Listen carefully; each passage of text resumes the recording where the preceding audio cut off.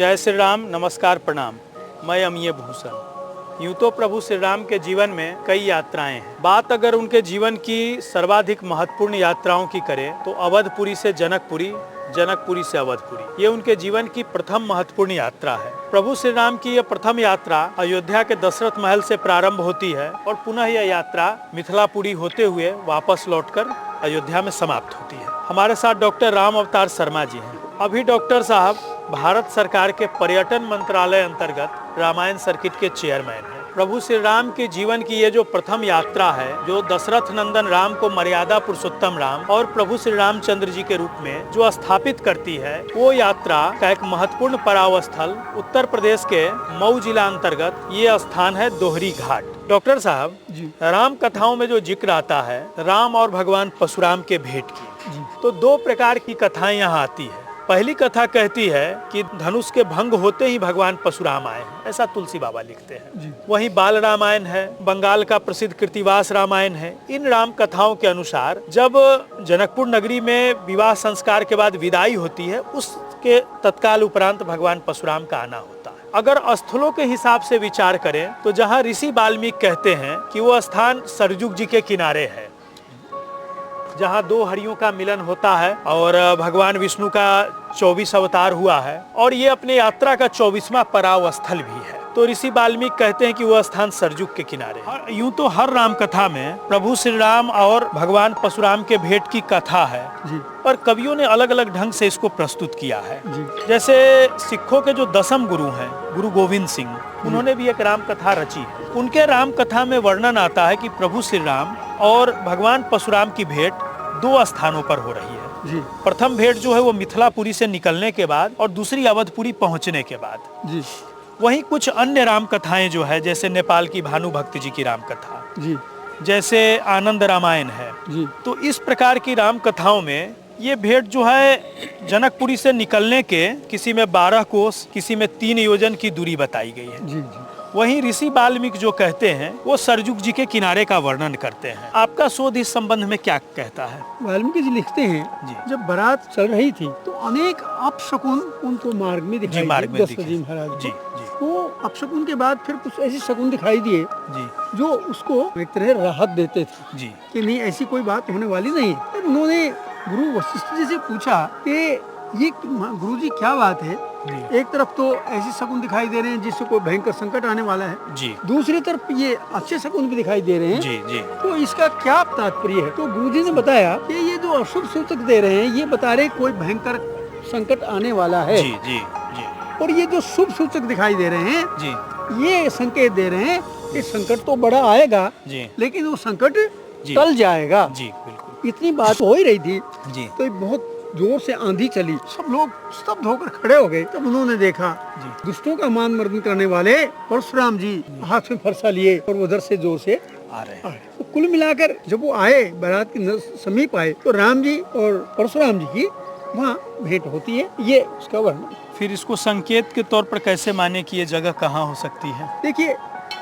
जब कोई बड़ी बात हो जाती है तो हर आदमी उसको अपने निकट अपना मानकर चलने का प्रयास करता है। तो पूरे मार्ग में कहीं भी ऐसा कोई नाम नहीं है किसी स्थल का, और जैसे बारात कहीं भी रुकेगी तो आप जल के स्रोत के आसपास ही रुकेंगे। यहाँ संयोगवश सरयू मैया भी हैं, और पूरे मार्ग में जनकपुर से अयोध्या तक किसी जगह का भी ऐसा सुंदर नाम अपने आप में नहीं है। बात बिल्कुल ठीक है आपकी, लेकिन वो यहाँ क्यों माना जाता है जी? वैसे तो अनेक स्थल दावा करते हैं, जैसे जनकपुरी में दावा किया जाता है, बसैया में, उसके बाद जहाँ वो अपना सीता माँ का पहला जो पड़ाव होता है बारात का पंथ पाकर, वो भी कहते हैं। लेकिन हमने ये क्यों माना? हम किसी को नकारते नहीं जी, भाई कल भेद की कथाएं हैं, मनवंतर की कथाएं हैं, बिल्कुल कोई कुछ मानता है, कोई कुछ मानता है, हम किसी को नकारते नहीं। लेकिन हमारा मानना ये है, भगवान परशुराम और राम जी की भेंट के बाद जब भगवान परशुराम का पराभव हो जाता है, लेकिन इसी बीच दशरथ जी बेहोश हो जाते हैं, चेतना खो देते कि क्या हुआ, मेरे चारों लाल बहुत संकट में है। और परशुराम जी तो है जो किसी का भी मान मर्दन कर सकते हैं, क्योंकि लक्ष्मण जी की परशुराम जी की बहुत कड़वाहट रामायण में जो रामचरितमानस में भी आया है और वाल्मीकि रामायण में भी कड़वाहट का। परशुराम जी बार बार फरसा उठाते हैं तो दशरथ जी भयभीत हैं कि मेरे चारों लालों को परशुराम जी समाप्त कर देंगे, तो वो चेतना खो देते हैं। लेकिन जब परशुराम जी का पराभव हो जाता है, वो अपना धनुष भगवान राम को सौंप देते हैं और भाव आता है कि अब आपका पदार्पण हो गया है, इसलिए मेरी आवश्यकता नहीं है, इसलिए मुझे अब आज्ञा दीजिए कि मैं यहाँ से अपने महेंद्र पर्वत पर मैं जाना चाहता हूँ। तो जब परशुराम जी महेंद्र पर्वत पर चले जाते हैं, अपना सौंप कर सब कुछ हथियारों और एक तरह दायित्व, धर्म की स्थापना और धर्म का नाश करने का दायित्व अब तक परशुराम जी का था, अब भगवान राम का हो गया। अपना दायित्व सौंपकर वो महेंद्र पर्वत पर चले जाते हैं। तब राम जी दशरथ जी से कहते हैं कि पिताजी, जो संकट आया था वो टल गया है, आइए अब हम अयोध्या जी की ओर प्रस्थान करते हैं, प्रवेश करते हैं। उसके बाद लिखा है कि उसके प्रस्थान करने के थोड़ी देर बाद ही वो अयोध्यापुरी पहुँच गए। इसका मतलब ये है कि जो घटना घटी वो अयोध्यापुरी के निकट घटी। जी, निकट घटी। दूसरी बात यह है कि यहाँ दो हरियों का मिलन हुआ, भगवान राम और परशुराम जी दोनों भगवान विष्णु के अवतार, तो दो हरि हो गए, दो हरियों का मिलन हुआ। इस घाट का नाम पहले था दो हरि घाट, अब भ्रंश होते होते दो हरि हो गया, ये दो हरि से दो हरि हो गया। तो हमें लगता है कि ये स्थल और स्थलों के निस्बत सर्वाधिक उपयुक्त है, सर्वाधिक उपयुक्त, ज्यादा वेट रखता है, ज्यादा प्रमाण मिलते हैं। गुलाबचंद जी, आपने प्रभु श्री राम और भगवान परशुराम से जुड़े स्मृतियों वाले इस स्थल के विकास का काफी कुछ कार्य किया है, वो यहाँ दिख भी रहा है। आप इस जगह के विषय में कुछ बताएं कि यहाँ प्रभु श्री राम और परशुराम के भेंट से जुड़े कौन कौन से स्थल हैं।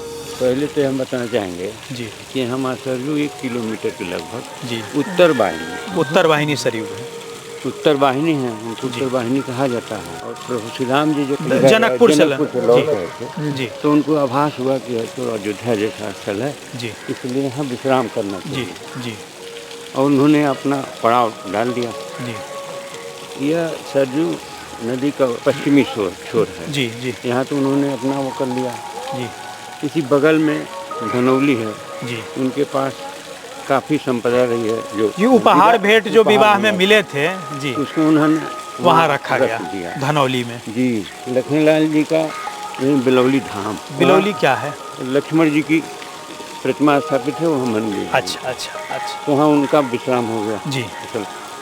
माता जानकी यहीं थोड़ी दूर पहले जी जानकी घाट है, ये जानकी घाट, वहाँ उनका विश्राम हुआ जी। और एक लखान घाट है जी, जहाँ लक्ष्मण जी से संबंधित वो घाट, हाँ वहाँ स्नान करने वो आते जी। और ये गोठा है। गोठा मतलब?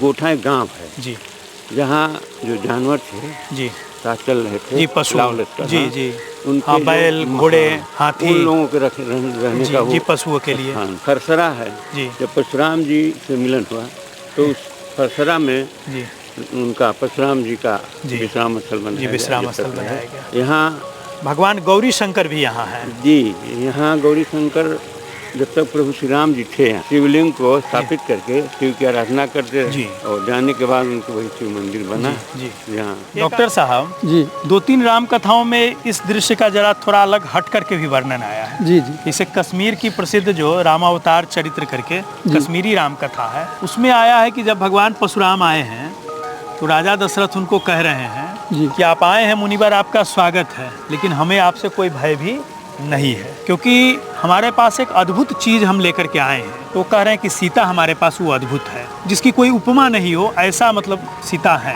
तो वास्तव में सीता आदि शक्ति जगदम्बा है। तो दशरथ यहाँ पर वो बात परशुराम जी को निवेदन कर रहे हैं। और ऐसे ही तमिल जो कंबन कवि हैं, जिनका कंब रामायण है, वाल्मीकि रामायण के बाद सबसे पुराने रामायणों में और सबसे बड़ा, मतलब करीब 10,000 से ऊपर उसमें श्लोक। तो कंबन कहते हैं कि जब राम और परशुराम भेंट हो रहा है तो परशुराम बहुत ज्यादा रोष न प्रकट करते हुए कह रहे हैं कि मैं तुमको तभी मानूंगा कि मतलब तुम हरि के अंश हो, जब तुम ये मेरे पास जो ये वैष्णव धनुष है इस पर तुम प्रत्यंचा चढ़ा दो, मैं तुम्हें जाने दूंगा। वैसे ही 1-2 राम कथाओं में आया कि दशरथ निवेदन कर रहे हैं परशुराम से कि ये बालक हैं, अगर कुछ धृष्टता हो गई हो तो आप मुनिवर क्षमा करें, क्रोध का शमन करें।